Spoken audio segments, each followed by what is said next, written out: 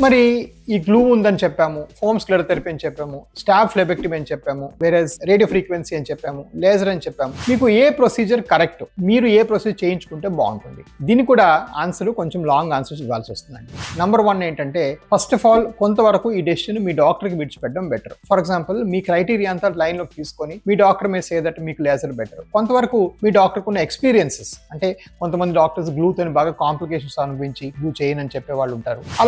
అలాగా వాళ్ళ ఎక్స్పీరియన్స్ బట్టి కూడా ఆన్సర్ వేరే అవుతుంది. బట్ గ్రాస్గా చూసుకుంటే ఏంటంటే, number 1 depth of the vein అండి. ఎన్ని వెయిన్స్ ఉన్నాయి, ఎంత డెప్త్లో ఉంది, నంబర్ 1 చూసుకోవాలి. నంబర్ 2 ఏంటంటే, మీకు కాలు ఆల్రెడీ నల్లబడిపోయి ఉంటే ఒకలాంటి ప్రొసీజర్స్ చేయాలి. దాని తర్వాత డౌన్ టైము, దాని తర్వాత మీకు బ్యాండేజింగ్, దాని తర్వాత ప్లానింగ్ అంతా మీకు చెప్పాల్సి వస్తుంది. మూడోది, మీకు అసలు ఏమాత్రం కూడా డౌన్ టైం లేకుండా చేసుకుని వెంటనే లేచి వెళ్ళిపోవాలంటే ప్రాబబ్లీ గ్లూ బెటర్. ఎందుకంటే గ్లూలో లీస్ట్ ఇన్వేషన్, అంటే మీకు ఎక్కడ కట్ చేయడం, ఏమాత్రం కూడా ఇంజెక్షన్స్ కూడా ఇవ్వడం ఎక్కువ లేకుండా గ్లూ చేస్తాం. నంబర్ 4 ఏంటంటే, దీని తర్వాత ఆపరేషన్తో మీరు సాక్స్ ఎన్నాళ్ళు వేసుకోవాలి, దాన్ని కూడా కొంత డిపెండ్ అవుతుంది. సో ఇవన్నీ ఏంటంటే, కొంచెం బాగా ఎక్స్పీరియన్స్ ఉన్న వాస్కులర్ డాక్టర్ దగ్గర ఎక్కువ సర్జరీస్ అయ్యి ఎక్కువ ప్రొసీజర్స్ అయిన హాస్పిటల్లో మీకు క్లియర్గా ఇవన్నీ అర్థమయ్యి మీరు చేసుకుంటారు. సో ఇది వెరీ ఇంపార్టెంట్ అండి, చేసుకుంటే తగ్గుతాయి. బట్ మోర్ ఇంపార్టెంట్ అంటే, మీరు మీ డాక్టర్తో ఒక్కొక్కటి కూడా డిస్కస్ చేసుకోవచ్చు. ఫర్ ఎగ్జాంపుల్, చాలా స్కిన్ కిందే ఉందనుకోండి, ఫ్లెబెక్టమీ బెటర్, చిన్న హుక్ పెట్టి తీసేస్తాం. కొంచెం లోపల ఉంటే ఫోమ్ ఇంజెక్ట్ చేస్తాం, మరి కొంచెం లోపల ఉంటే లేజర్ కానీ చేస్తాం. బట్ లేజర్ అంటే వెయిన్ స్ట్రైట్గా ఉండాలి. సో ఇవన్నీ క్రైటీరియా ఏంటంటే, మీకు స్కానింగ్ చేసుకుని